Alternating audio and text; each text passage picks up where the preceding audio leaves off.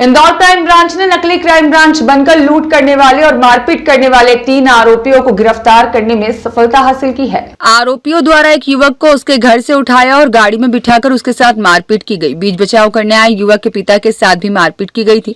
पूरे ही मामले में इंदौर क्राइम ब्रांच ने नकली क्राइम ब्रांच के अधिकारियों को गिरफ्तार किया है। दरअसल 2 दिन पूर्व इंदौर क्राइम ब्रांच में फरियादी स्नेह पिता राजेश परमार द्वारा शिकायत दर्ज कराई गई थी कि उसके घर 3 आरोपी दीपक, नीरज और अमन आए और क्राइम ब्रांच का अधिकारी बताते हुए घर में घुसकर मारपीट की और उसके पिता को लसूड़िया क्षेत्र में ले जाकर धमकाया और उसके साथ भी मारपीट की गई। कहा कि तुम गलत काम करते जिसके लिए तुम्हें जेल जाना होगा। धमका करके आरोपियों ने 5 लाख रुपए से अधिक उनके अकाउंट से ट्रांसफर करवा लिए और उन्हें छोड़ दिया गया। इसके बाद उन्होंने पुलिस की शरण ली और आरोपी के खिलाफ शिकायत दर्ज कराई। पूरे मामले में पुलिस ने त्वरित कार्रवाई करते हुए 3 आरोपी दीपक तिवारी, अमन लखिया, नीरज तिवारी को गिरफ्तार किया है। पूछताछ में आरोपियों ने बताया है कि वह कई दिनों से फरियादी पर निगरानी रख रहे थे। मौका मिलते ही आरोपियों ने घटना को अंजाम दिया। फरियादी ने पुलिस को बताया कि वह प्रॉपर्टी की दलाली और मोबाइल रिपेयरिंग का काम करता है। फिलहाल पकड़े गए आरोपियों से पुलिस पूछताछ कर रही है। वहीं एक आरोपी और भी शामिल है जो भी फरार है, जिसकी तलाश में क्राइम ब्रांच की टीम लगी हुई है। उसे भी जल्द गिरफ्तार कर लिया जाएगा। ये भी कल परसों के बीच की घटना है, जिसमें कि 4 आरोपियों ने मिलकर के नकली क्राइम ब्रांच का ऑफिसर बनकर के द्वारकापुरी में एक व्यक्ति है स्नेह परमार, उसको इन लोगों ने उठाया और घर से इसको जबरदस्ती उठाया, अपनी गाड़ी में लोड किया और फिर इसको ले जा करके वहाँ पे मारपीट करी। अब इसमें बल्कि जब घर में उठा रहे थे उसके पिताजी के साथ भी उन्होंने मारपीट करी और ज़बरदस्ती उसको वहाँ से ले गए। वहाँ ले जा करके और मारपीट करने के बाद में इन्होंने इससे जो इसका मोबाइल है इसको तत्काल इन्होंने कब्जे में लिया। कब्जे में लेकर के इन्होंने USDT ट्रांसफ़र इससे ज़बरदस्ती कराया, जो लगभग 5 लाख से ऊपर की राशि का होता है। इसमें जब क्राइम ब्रांच का, चूंकि उन्होंने क्राइम ब्रांच का नकली ऑफिसर बनना बताया था, तो इसको लेकर के जब फरियादी उनके कब्जे से छूटा तो ये इसने सीधे क्राइम ब्रांच में इसने जो इनके परिचित थे उनसे संपर्क किया और ये बात जब हमारे संज्ञान में आई तो हम लोगों ने जब इससे विस्तृत पूछताछ की तो इसने बताया कि इसका एक विवाद चलता है। सागर का इसमें एक और आरोपी है जो इसके साथ में क्रिप्टो ट्रेडिंग का काम करते थे और क्रिप्टो ट्रेडिंग के काम में इनके लेन देन का कुछ विवाद हुआ था, जो ये पैसा इसने कुछ नहीं दिया था।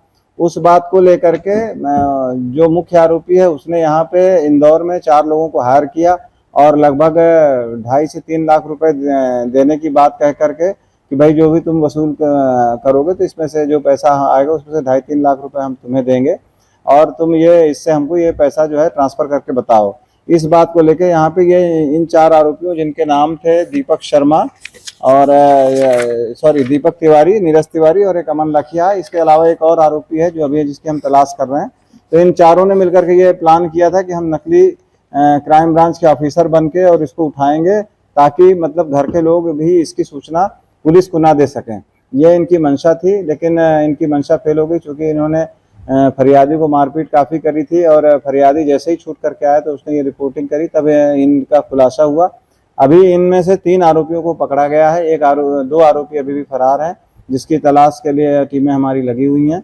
और अब इसमें ये भी जब उनसे विस्तृत पूछताछ की गई तो पता चला कि दीपक तिवारी, नीरज तिवारी के खिलाफ 15 अपराध पहले से पंजीबद्ध हैं और ये अपराधी किस्म के लोग हैं। पूर्व में भी इस तरह की घटनाएं इन लोगों ने घटित की होंगी। इस संबंध में अभी हम पुलिस रिमांड लेकर के इनसे आरोपियों से पूछताछ कर रहे हैं और अब इनका पुलिस रिमांड लिया गया है।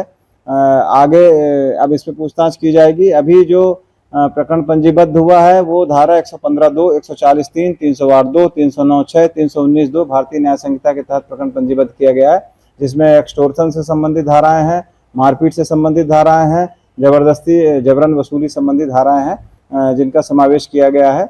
अब इनमें इनकी गिरफ्तारी किया जाकर के आगे कार्रवाई की जा रही है। सर, ये कब की घटना है और इस फरियादी को कहां ले जाया जाता है, कितने समय में पूरा पेमेंट होता है? ये घटना दिनांक 9/10/25 के शाम को 6 से 7 बजे के बीच में घटित होता है। द्वारकापुरी में ये आरोपी गण अपने किया गाड़ी से गए हुए थे, सोनेट गाड़ी से गए हुए थे और इन्होंने सीधा उसको घर से उठाया।